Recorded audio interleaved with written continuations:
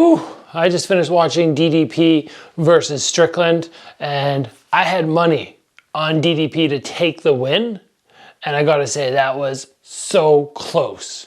Scoring it, I went, okay, I think he won, but honestly watching, trying to make notes on the fight, which we're gonna talk about some of the highlights of it, it was razor close. And when you hear about people like Drake dropping 700,000 on Strickland to win. And then I saw the other day all these people, all these champions going, oh, who's gonna win? And so many of them picking Strickland. I went, ooh, was this a bad bet? But as much as I admire Strickland's Philly shell and his ability to evade, I mean, defensively, he is on point. He's very, very good. But I still feel that there are openings for him when he starts fading back too far. That's exactly how Alex Pereira caught him. He just was fading back too far, fading back. And if you can catch somebody here, they're so exposed. And I think it was in round 3 when we saw DDP really start to capitalize, and he'd catch him at the end here. First shot would miss, but then he'd catch him with a second or a third.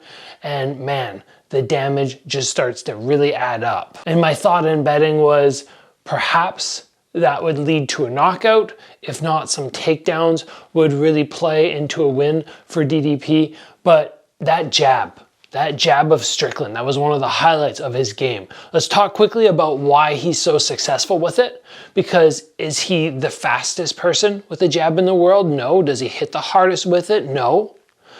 Because of his arm position and the fact that it's not up here, he can get his shoulder moving and then get that punch coming from a slightly different angle. Remember, here is different than there. You can kind of lead with the elbow and snap it up, and he keeps his shoulder sort of always twitching. He sort of twitches that shoulder, and it makes it hard to read when it's actually going to come. Very impressive from Strickland. The next thing which he did very well was checking that low kick.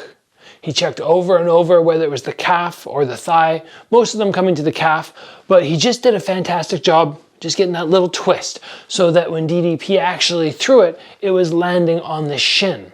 And eventually you go, oh, I don't want to throw that anymore. If this is something you guys are wanting to work, and I've done this before, get everybody, your pad holders, yourself when you're shadow boxing, doing bag work, everybody throwing at you. Mentally, you're thinking about people throwing, your pad holder, you finish a combo, they're throwing, you're gonna get that twist or that lift, and you can drill just through repetition, repetition, repetition. As soon as somebody moves, you're getting ready to check. It works. I've done that before. Even though this was a night of success for DDP, he's now the champion of the world, UFC champion.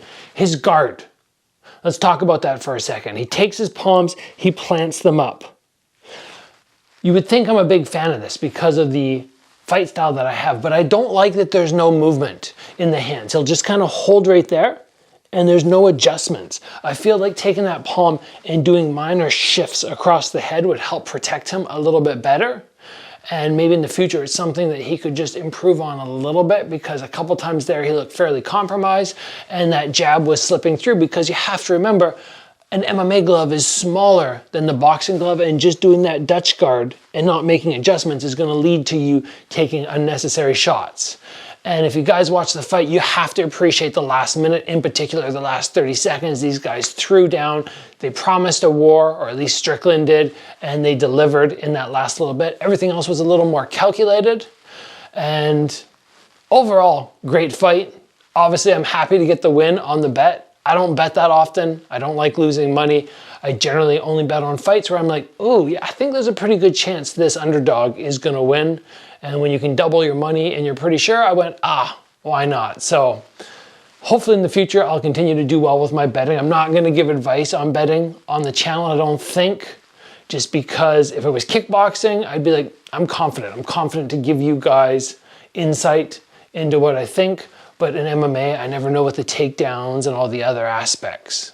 But still, I was happy. I hope you guys enjoyed UFC 297. Not the best night for Canadians. A couple of the females might have got some wins, but the guys fell short. Too bad, but hopefully we'll see the Canadians rally on the next card in Canada. Let's call it there, guys. I'll see you back here on the channel very soon.